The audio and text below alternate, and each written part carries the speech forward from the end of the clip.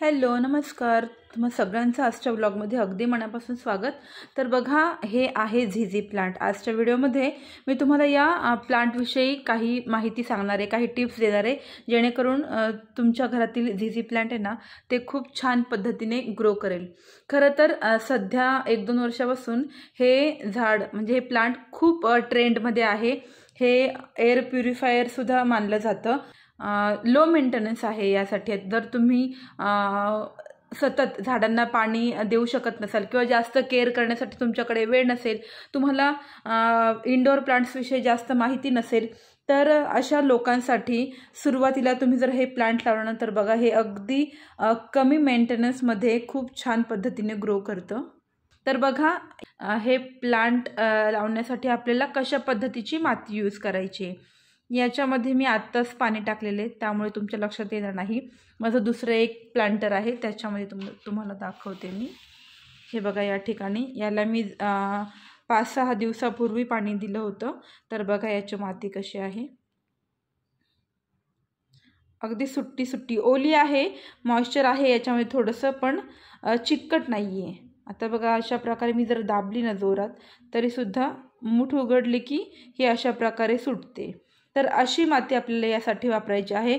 आणि तुम्ही जर खूपच चिकट माती असेल ना तुमच्याकडे, तर तुम्ही त्याच्यामध्ये ना वाळू मिक्स करायची, बारीक जी समुद्राची वाळू असते ना तशी चाळलेली वाळू आपण यामध्ये मिक्स केली ना तरीसुद्धा हे झाड खूप छान येतं। म्हणजे याच्यामध्ये पाणी थांबलं नाही पाहिजे, आपलं व्यवस्थित आहे ना याच्यातलं वॉटरिंग केलेलं पाणी ना खालून निघून गेलं पाहिजे, आणि मातीसुद्धा अशी जाडसर पाहिजे, चिकट नको आहे।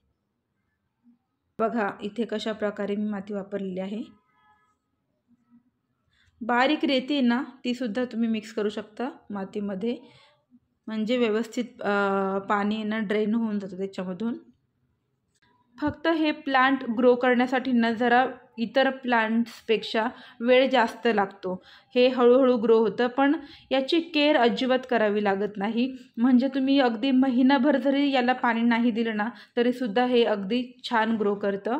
तुम्हाला जर गावी वगैरे जायचं असेल, अशा वेळी आपल्याला प्रश्न पडतो की झाडांना पाणी कोण देणार, पण हे जर इंडोर प्लांट तुम्ही लावलं ना तर महिनाभर 1.5 महिना जरी तुम्ही पाणी नाही दिलं ना तरीसुद्धा हे सुकत नाही।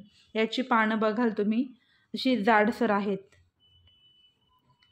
आणि याच्यावर एक वेगळंच ग्लो आहे, म्हणजे काय आपण म्हणू शकतो की वॅक्स असताना त्या प्रकारची एक चमक आहे याच्यावरती।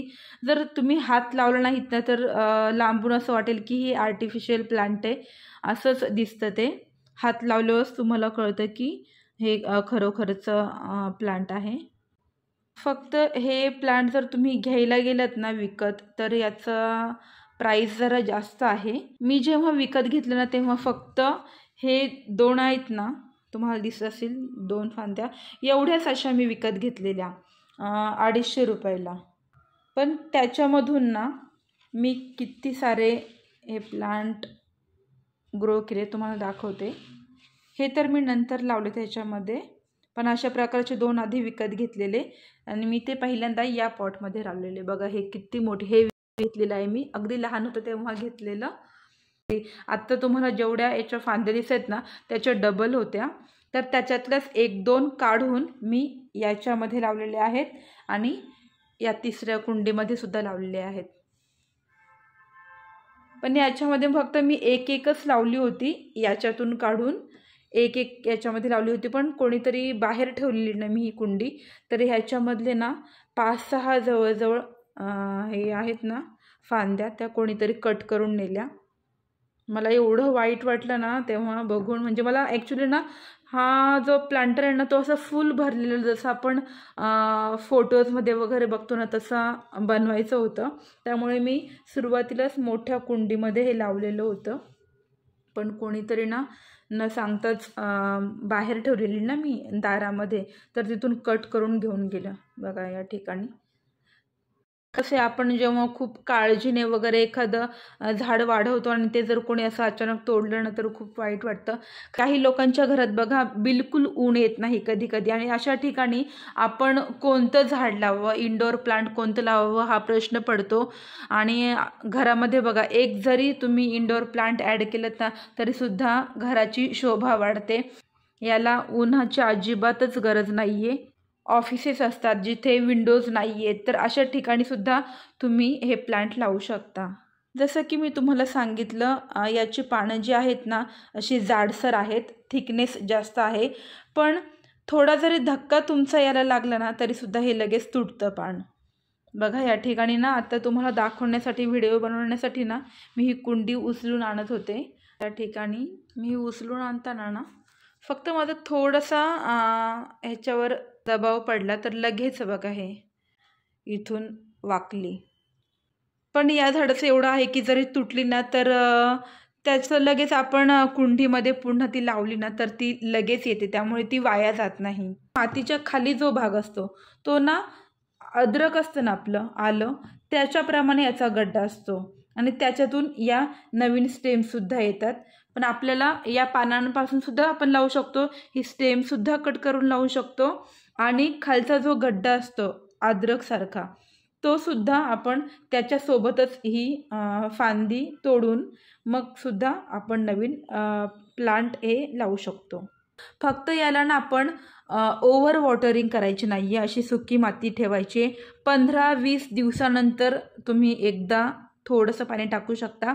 आणि काही जण कोकोपीट वापरतात इंडोर प्लांटसाठी, तर ते आपल्याला या ठिकाणी नाही वापरायचं या प्लांटसाठी, कारण ते मॉइश्चर पकडून ठेवतं. तर आपल्याला यामध्ये मॉइश्चर राहायला नको, त्यामुळे कोकोपीट मात्र या ठिकाणी वापरायचं नाही आपण. डायरेक्ट सनलाईटमध्ये जर तुम्ही हे प्लांट ठेवलं ना तर ते मग टिकणार नाही. त्याची हळूहळू पानं पिवळी पडायला लागतात आणि मग ते प्लांट सुकून जातं.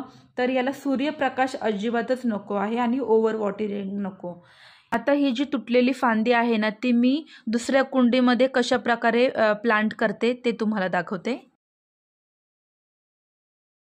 तुम्ही हवं तर अशीच ही फांदी याच्यामध्ये लावू शकता. असं पद्धतीने लावलं ना, आता हे फक्त असं ठेवलं ना तरी सुद्धा हे ग्रो करणार.